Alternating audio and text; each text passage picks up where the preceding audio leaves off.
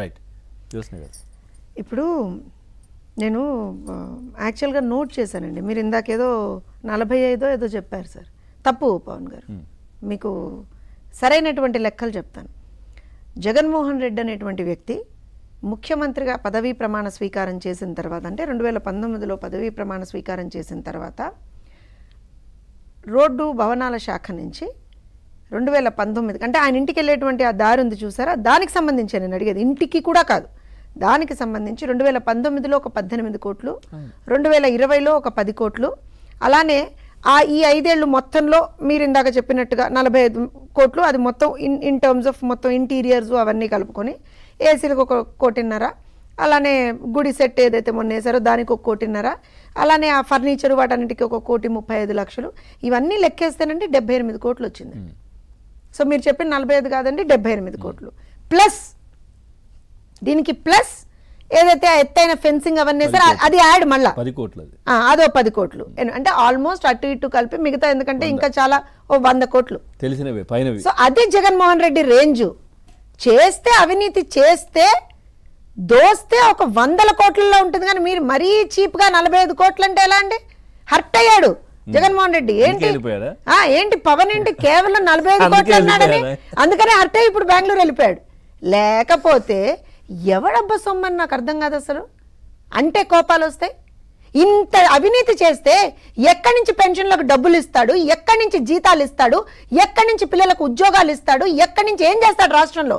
అందుకే ఏం చేసి చావాలి 5 సంవత్సరాల్లో. ఇవాళ మేము వచ్చిన తర్వాత రాష్ట్రం క్లిష్ట పరిస్థితుల్లో ఉంది, నో డౌట్ అబౌట్ దాట్. ఫినాన్షియల్గా చాలా ఇబ్బందులు పడుతున్నాం, నో డౌట్ అబౌట్ దాట్. కానీ మేము వచ్చి 2 నెలలు అయిందండి. 2 నెలల్లో మొదటి తారీఖుని పెన్షన్లు ఇచ్చాం, మొదటి తారీఖుని జీతాలు వేసాం, ఉద్యోగ నోటిఫికేషన్ ఇచ్చాం డిఎస్సికి సంబంధించి, ఇసుక పాలసీని తీసుకొచ్చాం. ఎక్కడికక్కడ ఏ విధంగా అయితే రాష్ట్రంలో పాలన సాగాలో ఆ రకంగా పాలన కొనసాగిస్తున్నాం. ఇక్కడ నేను ఇంకో విషయం చెప్తాను. నిన్న సీఎం గారు చంద్రబాబు నాయుడు గారు శ్రీశైలం మడకసిర అటు వెళ్ళారండి. వెళ్ళినప్పుడు మీరు గమనించండి, మడకసిరలో ఒక ప్రజావేదిక ద్వారా ప్రజలతో ఇంటరాక్ట్ అయ్యారు, వాళ్ళ ఇబ్బందులు తెలుసుకున్నారు, అదంతా ఉంది. ఇదే ఒక్కసారి మీరు గత ప్రభుత్వం హయాంలోకి వెళ్ళండి. ఫస్ట్ ఆఫ్ ఆల్ అసలు ఇట్లాంటి ప్రోగ్రామ్స్ అప్పుడు మనం చూడలేదు. మీరు 5 సంవత్సరాల్లో ఇట్లాంటివి ఏమైనా దొరుకుతాయేమో అని మీరు పాపం కళ్ళల్లో ఒత్తులేసుకొని చూసారు, కానీ మీకు ఎప్పుడు అలాంటివి కనబడలేదు. సరే నిన్న వెళ్ళినప్పుడు సింపుల్గా ప్రజలు ఒక చిన్నపాటి వేదిక, ప్రజలు, సారు, మంత్రులు, కన్సర్న్డ్ ఎంపీ వాళ్ళే, ఏమీ లేదు అక్కడ. ఏ ఆర్భాటము లేదు, ఏ హంగులు లేదు, చెట్లు కొట్టేయడాలు లేదు, పరదాలు కట్టడాలు లేదు, ఏమీ లేదు. ఇక్కడ ఇంకో విషయం చెప్తాను చూడండి. పోలీసుల్లో కొంతమంది ఇంకా పాత వాసన పోక నిన్న కొంతమందిని ప్రివెంటివ్ అరెస్ట్ చేశారట. అది నిజంగా కూడా ప్రభుత్వ దృష్టికి ముందర రాలేదు. ఎప్పుడైతే సాయంత్రం అది కొంతమంది కమ్యూనిస్ట్ నాయకులను ఎప్పుడైతే ఇది చేశారని చెప్పి వాళ్ళ సైడ్ నుంచి ఒక నోట్ వచ్చిందో ఇమ్మీడియట్ గా రాష్ట్ర మంత్రివర్యులు లోకేష్ గారు దాన్ని ఖండించారు. ఇది అకౌంటబుల్ లీడర్షిప్.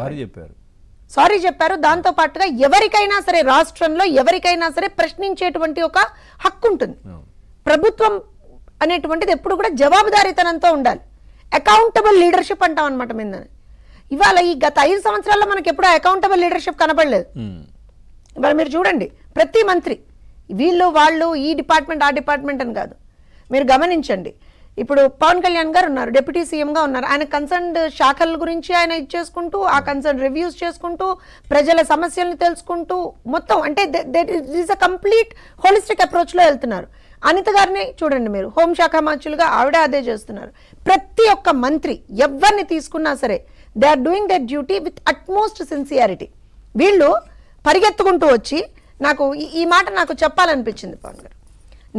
నిన్న మొన్న వీళ్ళ హడావుడి మామూలుగా లేదండి. వైఎస్ఆర్సీపీ పేటీఎం బ్యాచ్ ఇక వచ్చి ఆ రోజున 33,000 మంది కనపడలేదని చెప్పి పవన్ కళ్యాణ్ అన్నాడు. ఎక్కడ అని చెప్పి వీళ్ళకి ఇవాళ గుర్తొచ్చింది. అసలు ఏమీ లేదు, కేంద్ర ప్రభుత్వం ఏమీ లేదని చెప్పిందని. అందుకే అనేది దిక్కుమాల సలహాలు ఇచ్చే దిక్కుమాల మొహాలు వేసుకొని మీరు అక్కడ కూర్చొని ఆ దేబ్యం మొహాలు వేసుకొని కూర్చొని మాట్లాడతారు. అందులో చాలా క్లియర్గా అందులో ఏముంది, 40